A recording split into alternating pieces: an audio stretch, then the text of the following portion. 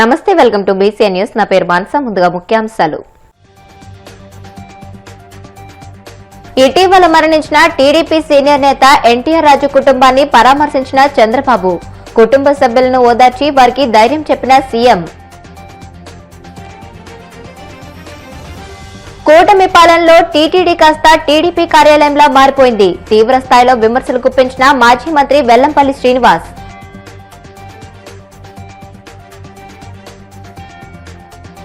తిరుమల శ్రీవారిని దర్శించుకున్న Tamil Nadu governor RN Ravi.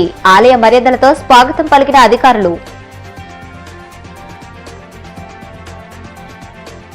14 ఏళ్ల క్రికెటర్ వైభవ్ సూర్యవంశీకి ప్రధానమంత్రి రాష్ట్రీయ బాల పురస్కార్. ఢిల్లీలో రాష్ట్రపతి ద్రౌపది ముర్ము చేతుల మీదుగా అవార్డు ప్రదానం. ఇటీవల మరణించిన తెలుగుదేశం పార్టీ సీనియర్ నేత ఎన్టీఆర్ వీరాభిమాని ఎన్టీఆర్ రాజు కుటుంబాన్ని ముఖ్యమంత్రి చంద్రబాబు పరామర్శించారు.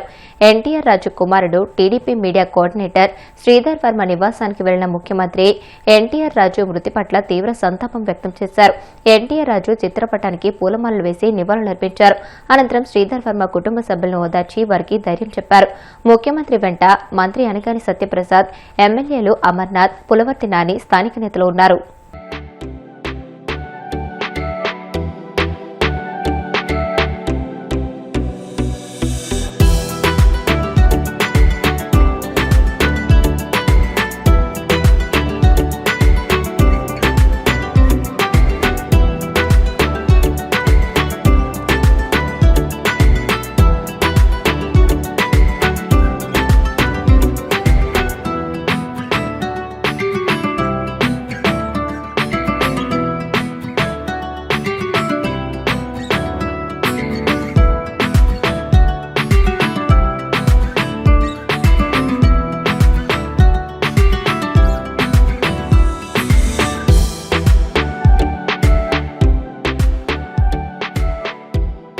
తిరుపతిలో భక్తుల తోపులాట ఘటన కూటమి ప్రభుత్వ పాలనా వైఫల్యానికి నిదర్శనమని మాజీ మంత్రి వెల్లంపల్లి శ్రీనివాస్ అన్నారు.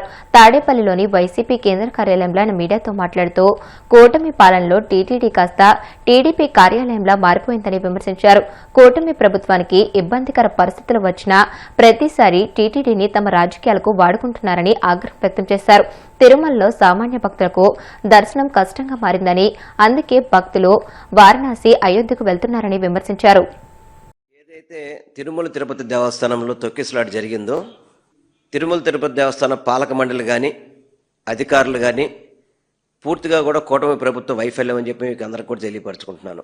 గతంలో ముక్కోటి ఏకాదశికి జరిగిన ఘటనలు కావచ్చు, గోశాల సంబంధించిన ఘటనలు కావచ్చు, తిరుపతిలో ఈ కూటమి ప్రభుత్వం ఏర్పడ్డాక అనేక ఘటనలు జరుగుతున్నప్పటికీ కూడా తిరుమల తిరుపతి చైర్మన్ మిస్టర్ నాయుడు గారు కావచ్చు, బిఆర్ నాయుడు గారు కావచ్చు, తిరుమల తిరుపతి స్థానం జేఈఓ వెంకయ్య చౌదరి గారు కావచ్చు, పాలక మండలి కావచ్చు, ఇతర అధికారులు కావచ్చు, కూటమి ప్రభుత్వం కావచ్చు, ఎవరు కూడా ఎటువంటి బాధ్యత లేకుండా తిరుమల తిరుపతి దేవస్థానం యొక్క పరిపాలన గాలి కొదిలేసి, ఎందుకంటే గురువారం క్రిస్మస్, శుక్ర, శని, ఆదివారం సెలవులని చెప్పని 4 రోజులు సెలవులని చెప్పని తిరుమల తిరుపతి దేవస్థానానికి భక్తులు వచ్చే సంగతి మీకు తెలియదా?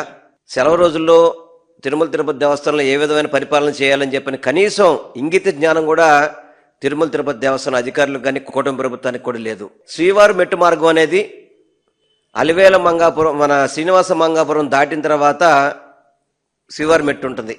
ఆ మెట్టు ద్వారా పైకి వెళ్ళే దర్శనం టోకెన్లు ఇదివరకు గతంలో ఆ మెట్ల మార్గం దగ్గరే ఇచ్చి ఉండేవాళ్ళు. ఇప్పుడు ఆ టికెట్స్ కూడా అక్కడ ఎవరైతే మెట్ల మీద వెళ్తున్నారో ఆ మెట్ల మార్గం, శ్రీవారి మెట్ల మార్గం మీద వెళ్ళే వారి టికెట్స్ టోకెన్స్ కూడా అలిపిరి దగ్గర భూదేవి కాంప్లెక్స్లో ఇవ్వడం ఏంటి? అసలు నాకు అర్థం కావట్లేదు. ఎందుకు మార్చారు మీరు? ఎందుకు మార్చాల్సిన అవసరం వచ్చింది? అంటే భక్తులకి ఎప్పుడైనా కానీ మెరుగైన సౌకర్యాలు ఇస్తారా? భక్తులకి ఎప్పటికప్పుడు ఇబ్బంది పెట్టాలని ప్రయత్నం చేస్తారనేది నేను సూటిగా టీటీడీ పాలక మండలి కావచ్చు, చైర్మన్ కావచ్చు, కూటమి ప్రభుత్వంలో ఉన్న నాయకులందరికీ కూడా నేను సూటిగా ప్రశ్నిస్తున్నాను. మీ దగ్గర అలిపిరి దగ్గరికి వచ్చి టోకెన్లు తీసుకొని మళ్ళీ శ్రీవారి మెట్టు దగ్గరికి వెళ్ళి పై కొండ మీద నడుచుకుంటూ వెళ్తారా? అంటే మీకు భక్తులకి సౌకర్యాలు అంటే ఇవేనా? మీరు మెరుగైన సౌకర్యాలు ఇవేనా మీరు చేసేది? గతంలో ఉన్న శ్రీవారి మెట్ల దగ్గర టోకెన్ ఎందుకు తీసేశారు మీరు? అక్కడ భక్తులు శ్రీవారి మెట్లు ఎక్కద్దు, మీరు తిరుపతి రావద్దు అని చెప్పని భక్తులకి తప్పుడు సంకేతాలు చేసే విధంగా ఈ కూటమి ప్రభుత్వము టీటీడీ అధికారులు పాలక మండలి చేస్తుంది. ఇది చాలా బాధాకరం. తిరుపతి రావాలంటే భయపడే విధంగా తిరుమల వెంకటేశ్వర స్వామిని చూడడానికి ప్రపంచవ్యాప్తంగా కూడా భక్తులు వస్తుంటారు. అటువంటి భక్తులు ఎవరిని కూడా మీరు తిరుపతి రావడానికి భయపడే విధంగా ఈ పాలక మండలి పనితీరు కనబడుతుంది. పాలక మండలి కావచ్చు, ఈ కూటమి ప్రభుత్వం చంద్రబాబు నాయుడు ప్రభుత్వంలో పనిచేస్తున్న అధికారులు కావచ్చు, అందరూ కూడా తిరుమల తిరుపతి దేవస్థానం రావాలంటే భయపడే పరిస్థితి.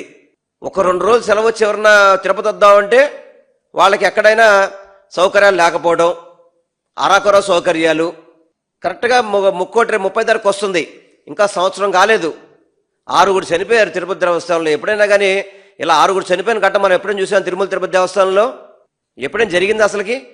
6 చనిపోయారు. దీనికి ఏం చేశారయ్యా అంటే ఒక సారీ చెప్పించాడు సనాతన ధర్మ, మనకి సనాతన నాయకుడు ఒక ఆయన ఉన్నాడు కదా, ఒక సారీ చెప్పించాడు, వాళ్ళకేదో డబ్బులు ఇప్పించారు. అంటే వాళ్ళ ప్రాణాలు తిరిగి రాగలుగుతాయా? ఒక సారీతో ప్రాణాలు తిరిగి రాగలుగుతాయా? గోశాలలో ఆవులు చనిపోతున్నాయా అని చెబితే ఆ రోజేమో ఎదురు తిరిగి మా బొమ్మన కరుణాకర్ రెడ్డి మీద, కరుణాకర్ రెడ్డి గారి మీద, అదేవిధంగా వైఎస్ఆర్సీపీ నాయకుల మీద ఏదో మీరు ఇష్టం వచ్చినట్టు మాట్లాడారు. ఆయన సవాలు ఇస్తే ఆ సవాల్ స్వీకరించలేకపోయాడు. మొన్నే మళ్ళీ బిఆర్ నాయుడు గారు మన పాలక మండలిలో ఉందో మేము దీన్ని ప్రైవేటైజేషన్ చేద్దాం అనుకుంటామని చెప్పని మళ్ళీ ఆయన చెప్పే విధంగా మాట్లాడుతున్నాడు బిఆర్ నాయుడు గారు. మీకు గనక చేత కాకపోతే, టీటీడీ పరిపాలన చేయలేకపోతే మీరు తప్పుకోండి. అనేక హిందూ సంఘాలు ఉన్నాయి, అనేక మంది వెంకటేశ్వర భక్తులు ఉన్నారు, వాళ్ళు చూసుకుంటారు. ఎందుకంటే మీకు చేత కాదు. మీకు కేవలం తిరుమల తిరుపతి దేవస్థానం అధికారులు పరిపాలించట్లేదు, టీటీడీ పార్టీ పనిచేస్తుంది అక్కడ, తెలుగుదేశం పార్టీ పనిచేస్తుంది అక్కడ. తిరుమల తిరుపతి దేవస్థానం మీనింగ్ మార్చేశారు వీళ్ళు. మీనింగ్ మార్చేసి ఇష్టం వచ్చినట్టు కేవలం ఎక్కడైనా ఈ రాష్ట్రంలో సంక్షోభం వచ్చినా, ఈ కూటమి ప్రభుత్వానికి ఇబ్బంది వచ్చినా తిరుమల తిరుపతి దేవస్థానాన్ని రాజకీయానికి వాడుకునే విధంగా పనిచేస్తుంది. చల్లగా చూడమ్మ గంగమ్మ తల్లి అంటూ విశాఖ పెద్దజాలరిపేట సముద్ర తీరంలో మత్స్యకార మహిళలు ప్రత్యేక పూజలు చేశారు. సునామీ వచ్చి 21 ఏళ్లు గడుస్తున్న నేపథ్యంలో మత్స్యకార గ్రామాల ప్రజలు గ్రామ సేవా సంఘం ఆధ్వర్యంలో గంగమ్మకు పూజలు నిర్వహించారు. తీరంలో నివసిస్తున్న ప్రజలను చల్లగా చూడమని, మళ్లీ అటువంటి సునామీ రానివ్వకుండా కరుణించమని వేలాది మంది మత్స్యకార మహిళలు గంగమ్మకు పాలు, పసుపు, కుంకుమతో పూజలు చేశారు.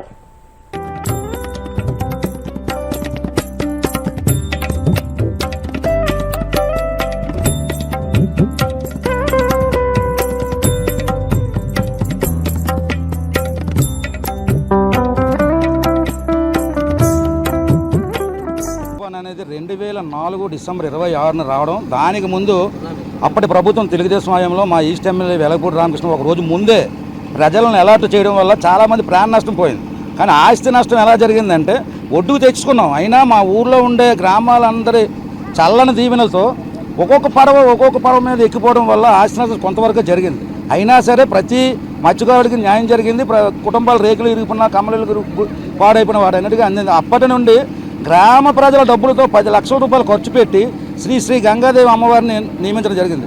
ఇక్కడ జరపడం జరిగింది. అప్పటి నుండి ఇప్పటి వరకు ₹1 కోటి ఆస్తి ఆదాయం పోగొట్టుకొని వేటలకు వెళ్లకుండా చాటింపుతో అందరిని వదిలేసి ప్రతి వేటకెళ్ళిన మత్స్యకారుడు భార్య, కూతురు, చెల్లెమ్మలు, అన్నయ్యలు అందరూ ప్రతి ఒక్క ఆడ మనిషి కూడా వాళ్ళ ఇంట్లో నేను స్వచ్ఛంగా శుభ్రంగా తయారయ్యి కలచాలతో పాలను, పూలను, పసుపు, కుంకాలను అమ్మవారికి సముద్రంలో నిమజ్జనం చేయడానికి రావడం జరుగుతుంది. ఆనాటి నుండి ఈనాటి వరకు కూడా మా గ్రామంలో ఎలాంటి అవాణిజ్య సంఘటనలు కూడా జరగలేదు ఆ తల్లి దయ వల్ల.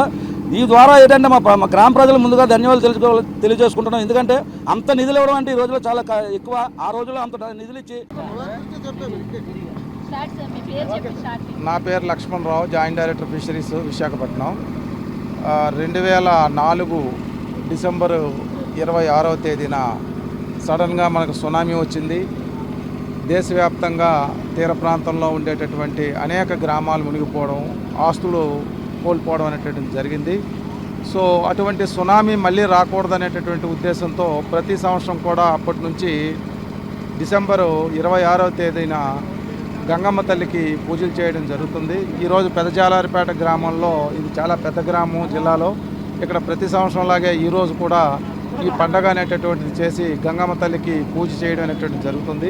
దీంట్లో భాగంగా ప్రతి ఇంటి నుంచి కూడాను ఒక కలశాన్ని తీసుకొచ్చి పళ్ళు, పువ్వులు, సామగ్రితో వాళ్ళు పాలు వంటి సామగ్రితో పూజ చేయడం అనేటటువంటి గంగమ్మ తల్లికి పూజ చేయడం జరుగుతుంది. సో గంగమ్మ తల్లి మా గ్రామస్తుల్ని, ఈ తీర ప్రాంత వాసులందరినీ కూడా ఆశీర్వదించి అటువంటి ప్రమాదాలు, నష్టాలు భవిష్యత్తులో జరగకుండా ఉండాలని చెప్పేసి ప్రార్థిస్తున్నాం. విశాఖలో ఈ నెల 31 నుండి జనవరి 4 వరకు జరగనున్న సిఐటియు అఖిల భారత 18వ మహాసభలను విజయవంతం చేయాలని మద్దిలపాలెం జోన్ కమిటీ ఆధ్వర్యంలో బైక్ ర్యాలీ నిర్వహించారు.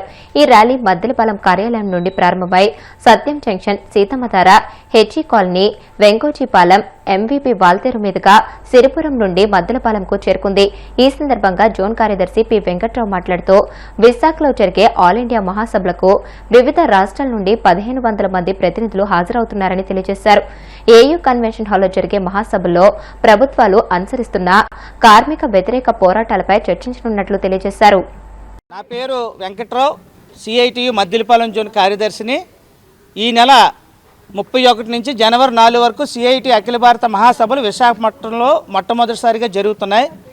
ఈ మహాసభల సందర్భంగా ముందుగా మొత్తం ప్రచారం కావడానికి 27వ తారీఖు నుంచి 2 వరకు కూడా శ్రామిక ఉత్సవం జరుపుతున్నాం. 27వ తారీఖున సాయంత్రం 4 గంటలకు ప్రకాష్ రాజ్ సినీ యాక్టర్, అలాగే 7 రోజుల పాటు కూడా సినీ ప్రముఖులు, అనేక మంది ప్రముఖులతోటి ఈ శ్రామిక ఉత్సవం అనేది ఇక్కడ జరుగుతుంది.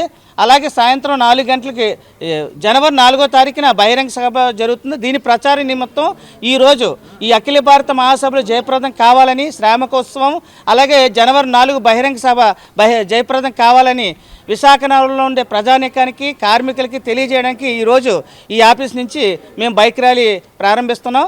మొత్తం ఈ మద్దిలపాలెం ప్రాంతం అంతా కూడా ఈ బైక్ ర్యాలీ ఈరోజు చేసి ఆ మహాసభ జయప్రదాన్ని కోరుతాం. ఇప్పుడు కాసేపు ప్రకటనలు.